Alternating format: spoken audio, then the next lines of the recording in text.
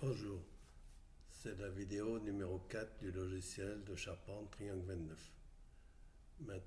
Maintenant que vous avez téléchargé l'application, vous pouvez copier le lien triangle29.x sur le bureau. Il suffit d'aller sur votre dossier téléchargement, vous faites un copier et vous collez sur le bureau pour que ce soit plus facile plus tard. Je vais parcourir le logiciel. Je commence par modifier les pentes et l'angle en degrés ainsi que la base gauche sur le tableau de bord. Ici par exemple, je suis ici. Je vais dans la cellule, alors je vais mettre, je sais pas, 33 par exemple, 0,5.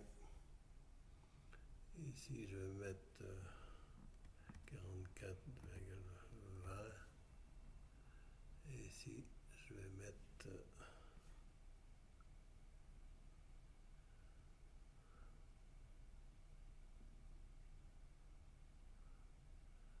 je vais mettre 115 par exemple. Et la base du versant gauche, je peux mettre quand j'ai tout changé, quand j'ai mis mes valeurs sur le tableau de bord, je valide. Et on va remarquer, si je vais ici, je vais agrandir un petit peu, moi je mets 150 en plus. Ça fait qu'on va remarquer que je mets une nouvelle valeur. Ça fait 33 degrés 5. J'ai 115 que j'avais mis de l'angle de la vue en plan et j'ai les 44,20. Ça fait le fait d'avoir mis ça, j'ai tout recalculé la feuille de coupe ainsi que l'ensemble parce que j'ai pu intervenir sur les valeurs. Par exemple ici, des fois on connaît les pentes en pourcentage. Je vais mettre 95% par exemple, je valide.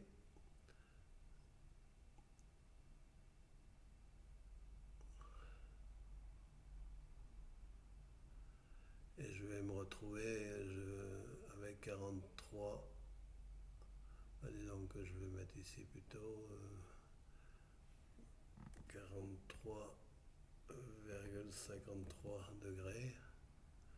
Par exemple, je vais connaître la base ici, je vais mettre 4800 et je vais mettre 3,20 m par exemple.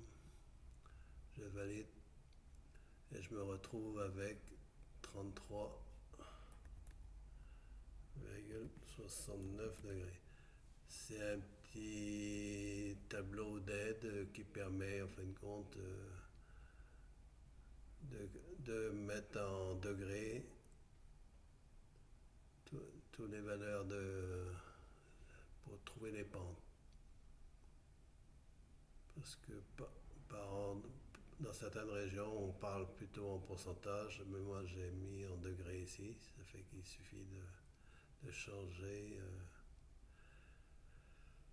Autrement, on va aller voir ici. J'ai fait un petit tableau aussi. Par contre, c'est pour trouver la base, l'angle de la vue en plan. Je vais voir ici sur ce tableau-ci. En fin de compte, je me retrouve là. Ça fait ce que je vais faire ici. Je vais mettre les valeurs que j'avais dans mon exemple. Moi, j'ai les 2 mètres, c'est la pige. Après, je me retrouve avec 1 mètre et 1303.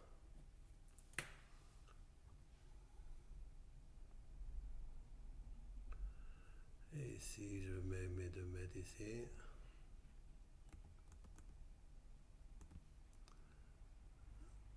À gauche, 1 mètre.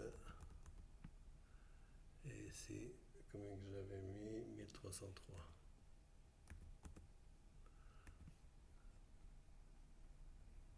Et je valide. Je me retrouve avec 119,98. Alors, il suffit que je change ici. Je vais mettre 119,98. Il ne faut pas oublier de valider à chaque fois qu'on fait, qu'on change de valeur ici. Hein. Ça recalcule tout le tableau.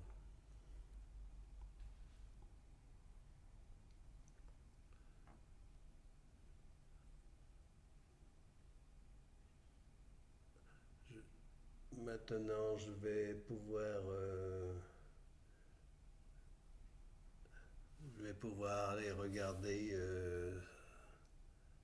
toute ici ma feuille de coupe que je mets 150 ici. On remarquera que j'ai les dernières valeurs que j'ai trouvées ici. J'ai 119,98 ici, j'ai 43,53. Ici, j'ai fait un petit tableau multiplicateur. En fin de compte, si je veux connaître le rampant en connaissant la base, je multiplie la base par 1,202. Et là, c'est pareil. Là, ici, si je veux connaître la hauteur, ici, je connais la base et je veux connaître le rampant. Ça fait que c'est un tableau qui est très utile pour la recherche des dimensions sur une épure, que ce soit au dixième ou à la vraie grandeur. J'ai fait la même chose pour l'arrêtier. Si je veux connaître la base, je marque la base et je multiplie par 1,192 pour trouver le développé. Là, pareil, si je veux connaître la hauteur, je multiplie le rampant multiplié par égal à la hauteur multiplié par le coefficient. Ici, on remarquera que j'ai fait des repères à chaque fois. Bon, G1, ça veut dire côté gauche. Là, je mets 33,69 qui sont répartis là. Et en fin de compte, pour faire un angle de 33,69, je vais mettre 150, je vais faire un départ de 150 sur une règle de 100. Je vais montrer les règles ici. Ici, la règle gauche, par exemple. Voilà, en fin de compte, c'est une règle, type règle de maçon. Mon trait, c'est le point 0. Mon trait rouge, c'est le point 0. Je fais un décalage pour avoir tous mes angles de coupe. C'est bien pratique, ça évite d'utiliser un compas, un rapporteur à chaque fois.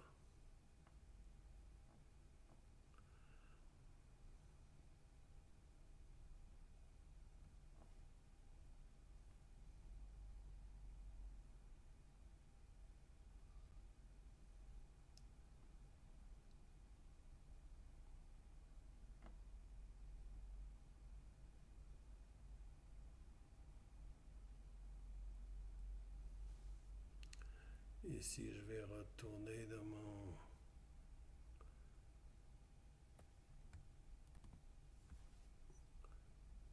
J'ai fait une petite fausse manœuvre ici. Je retourne dans mon tableau de bord ici.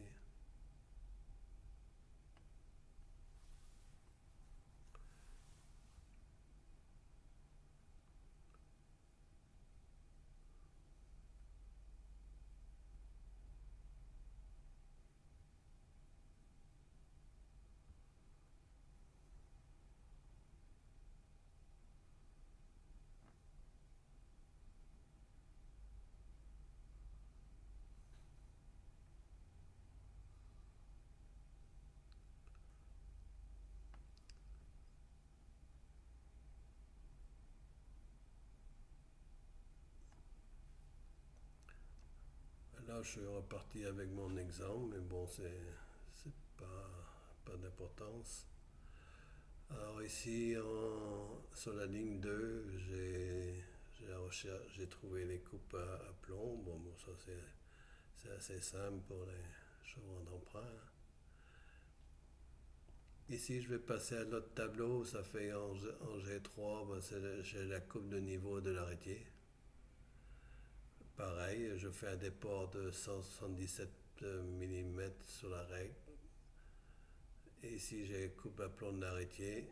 J'ai l'angle formé par la sablière contre l'arrêtier. À chaque fois pareil. Ici, j'ai l'angle du délardement, côté gauche.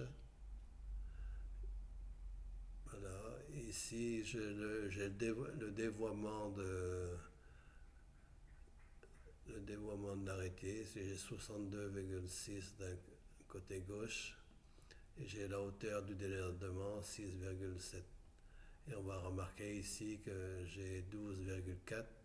12,4 plus 62,6, c'est les 75 mm que j'avais sur mon tableau de bord.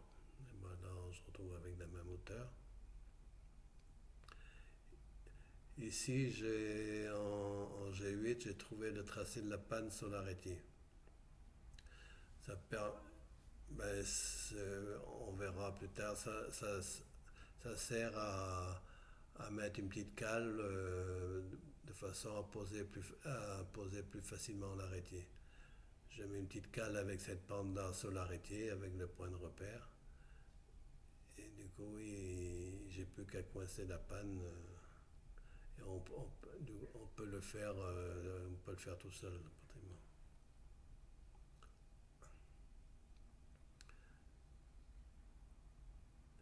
Ici, j'ai trouvé aussi, en G9, j'ai trouvé la coupe à plomb de la panne de 83,80. Et là, côté droit, je me retrouve avec 54,72. Coupe aliment, c'est le même principe. Et là, j'ai trouvé aussi les angles de scie en mettant la panne à plat sur la table. Ça veut dire que j'ai 79,41 et j'ai 19%. Ça veut dire que je décale de 19 mm. Là aussi, en fin de compte, j'ai trouvé la coupe de panne. C'est rare qu'on fasse comme ça parce que les pannes sont un peu larges. Mais en mettant la panne de dessus sur la table. Et là, en fin de compte, du côté droit du petit tableau ici, j'ai tous les compléments des angles. Des fois, ça permet, sur certaines scies qui sont étalonnées à 90, alors que où ils sont étalonnés à 100, à 0, alors que c'est un angle à 90. Ça fait qu'en mettant ces valeurs-là, je peux régler facilement une lame de scie. Voilà, c'est pareil. Là, j'ai fait j'ai calculé les angles des empanons. Toujours le même principe. Et là, j'ai le réglage de la scie. Si je mets l'aplomb sur la table, ça veut dire que, en général, c'est le plat sur la table. Et là, c'est pareil. Là, si je mets le dessus, j'ai l'angle de la scie. Si je mets le dessus sur la table, ça veut dire qu'on peut regrouper une dizaine d'empanons avec les angles et on coupe tout d'un coup, quoi. C'est bien pratique. Ici, j'ai des déjoutements contre l'arrêtier. J'ai l'angle avec l'aplomb sur la table contre l'arrêtier. J'ai la coupe d'engueulement perpendiculaire à l'arbre.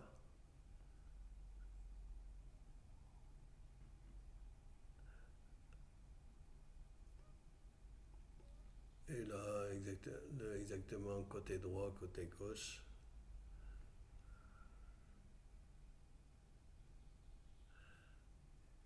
Ici, je vais faire un petit tour sur l'épure ici. Là, c'est pareil, moi je mets 150%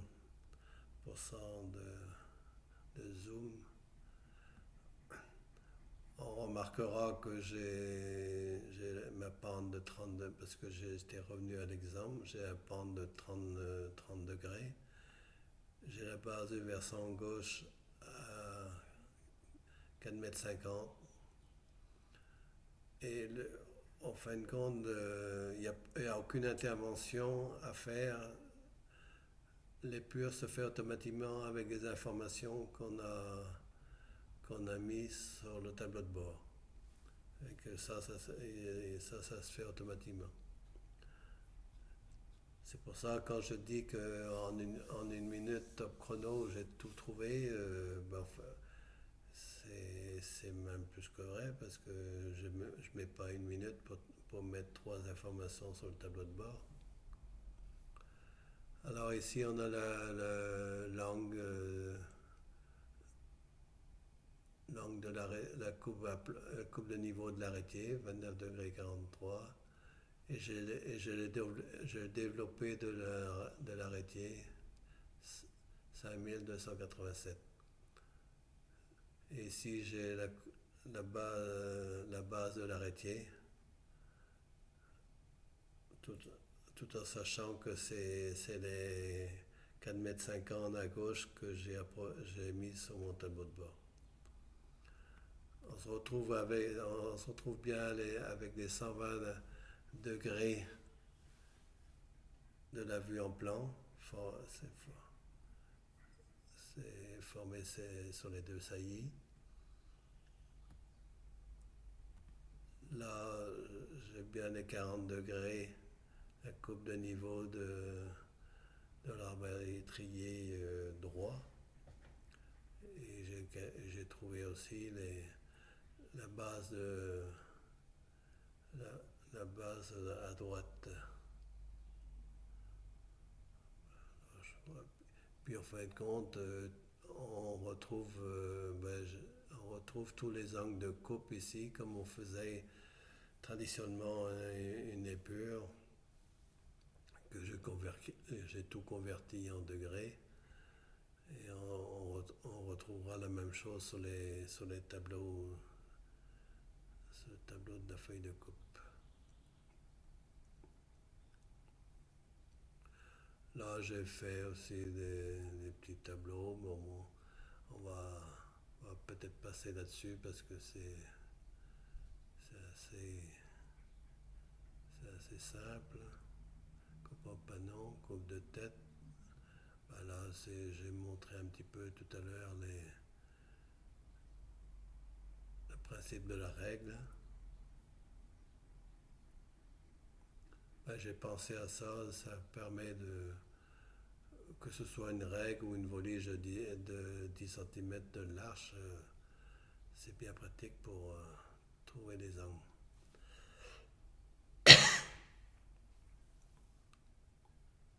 Ici, je vais aller sur la feuille coefficient arrêtier nous. Là, c'est pareil, je vais agrandir. Je vais mettre ici. On retrouve la pente du versant gauche, hein, la base du versant gauche, le développé du rampant. Ça veut dire qu'on le rampant est égal à la dimension à la base multiplié par le coefficient ici. Si on veut rechercher la hauteur, je mets la base multipliée par le coefficient. J'ai la hauteur. Voilà, en fin de compte, ici C'est des valeurs qui sont connues ici.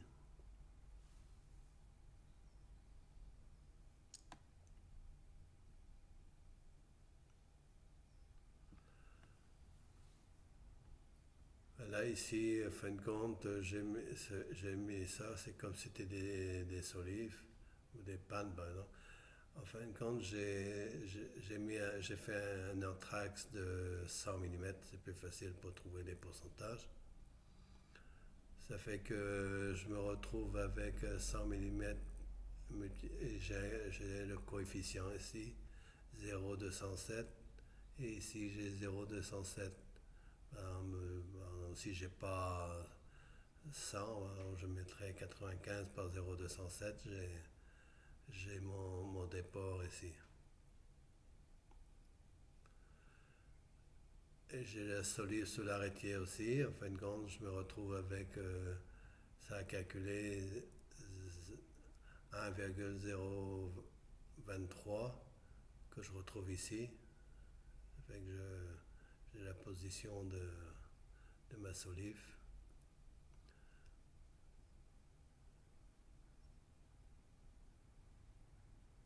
Là, en fin de compte, j'ai sur longueur du plancher, j'ai mis la largeur du plancher par le coefficient. Je me retrouve avec la surlongueur. Alors, ici, on retrouve tous les angles que j'ai reportés là.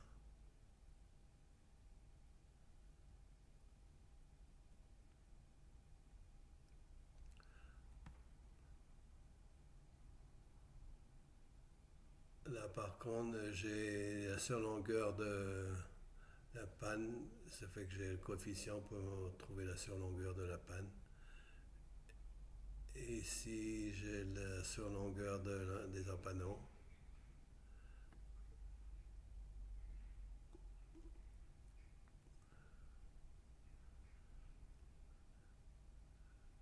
Ici, j'ai fait la herse des deux rampants. Si par exemple je veux avoir la surlongueur entre deux pannes, je mettrai l'anthrax de la panne en élévation et je multiplie par 0,188 et ça fait que j'ai la surlongueur de la panne.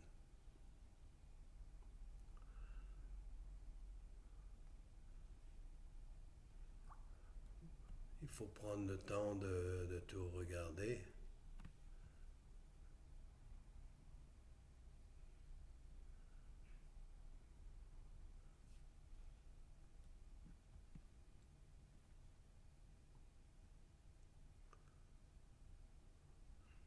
Voilà, j'avais sur le manuel d'utilisation, j'avais tout reporté ça.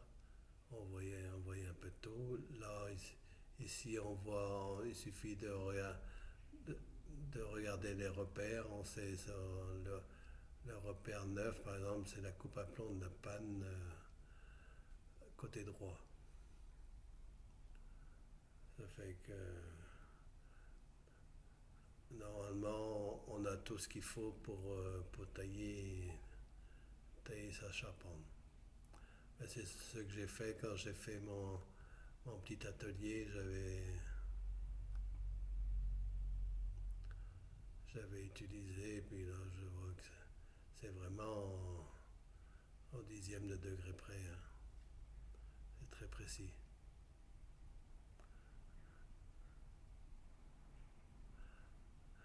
Là, en fin de compte, je montre le principe pour trouver l'angle de la scie, pour couper une panne ou un empanon.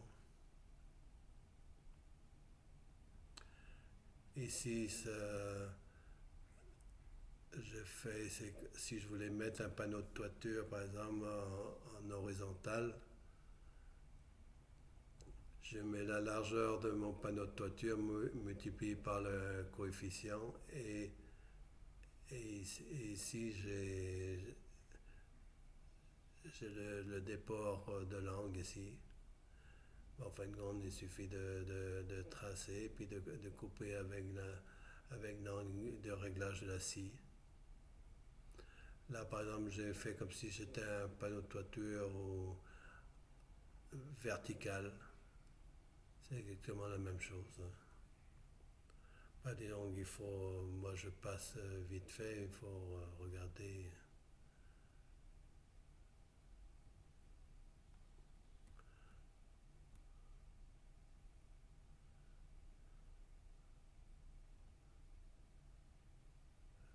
Là, j'avais fait le plan de mon petit atelier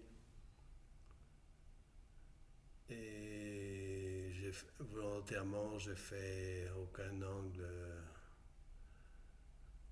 Ben là, ici, j'étais limité, à droite, j'étais limité par le mur qui était avec cet angle-là. Autrement, ben, j'ai fait en sorte de ne pas avoir les mêmes angles pour pouvoir faire un test de mon logiciel.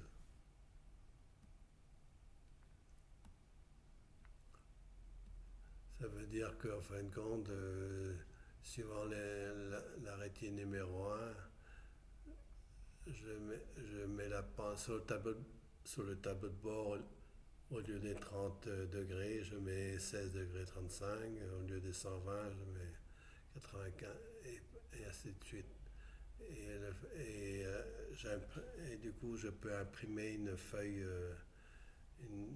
de coupe avec tous les angles. Et là, pareil, l'arrêté numéro 2.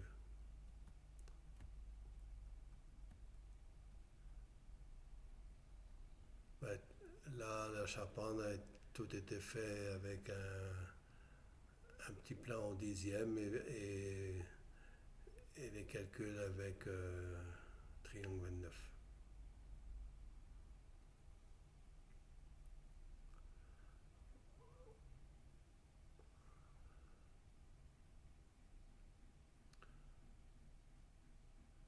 C'est comme j'expliquais tout à l'heure quand j'avais trouvé la position de l'angle de la panne sur l'arrêtier. Ben, en fin de compte, c'était pour faire ça. À la pause, je mets une cale suivant cet angle-là. Et c'est bien plus facile. Ben, là, c'était une petite panne, mais quand il y a une grande panne, ben, on coince dedans. C'est bien plus facile à poser tout seul. Ben, tout seul à condition de ne pas être trop en hauteur.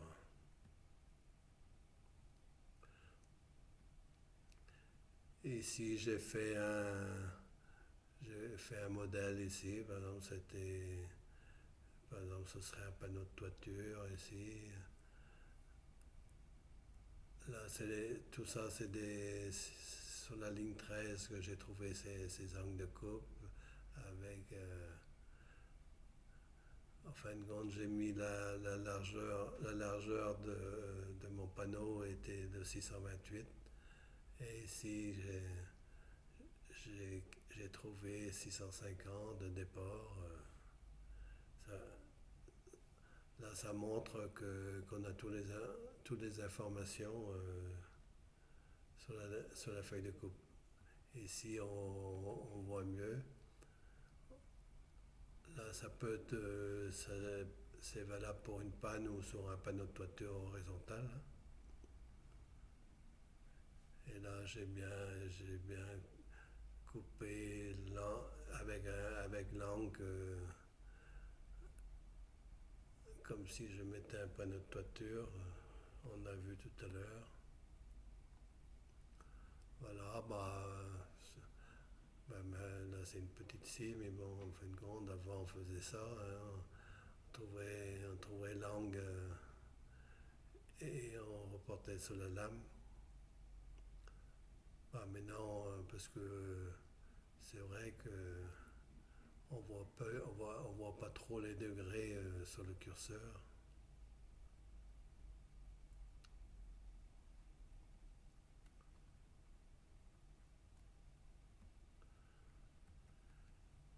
Voilà, ici j'ai mes références. Mais à savoir que si on téléphone, il vaut mieux laisser un message parce qu'en fin de compte, des des numéros inconnus, en général, je ne réponds pas parce que on est submergé à chaque fois, soit c'est pour nous vendre de l'isolation, nous vendre ceci. Ça fait que vaut mieux m'emmener un petit message, vous mettez juste triangle, triangle 29, comme ça je sais que c'est en lien avec mon logiciel. Ben, je crois que je vais arrêter là mon explication.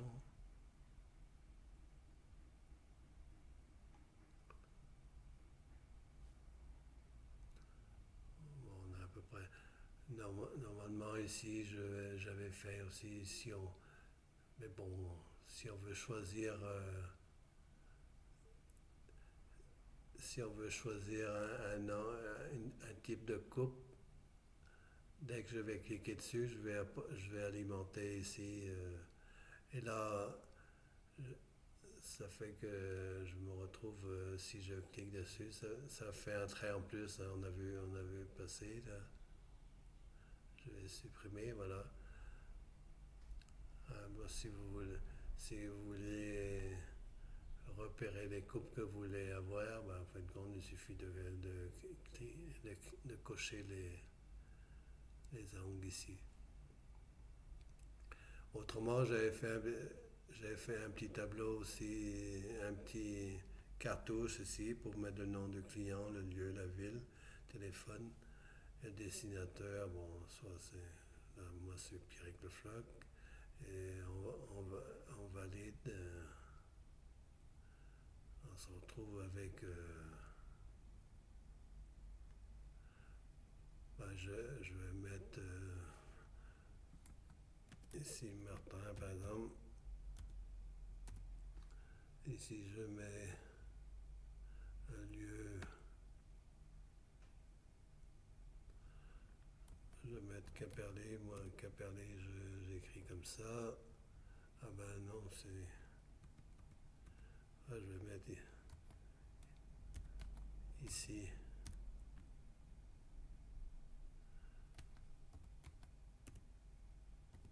Caperlé.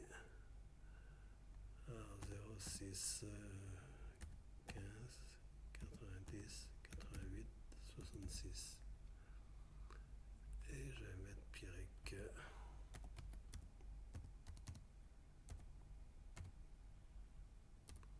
Et je valide.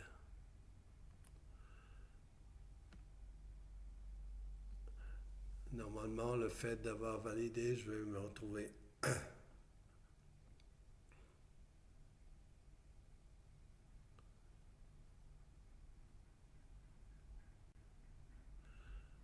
Et ici, on se retrouve avec ce que j'ai mis là, mes informations.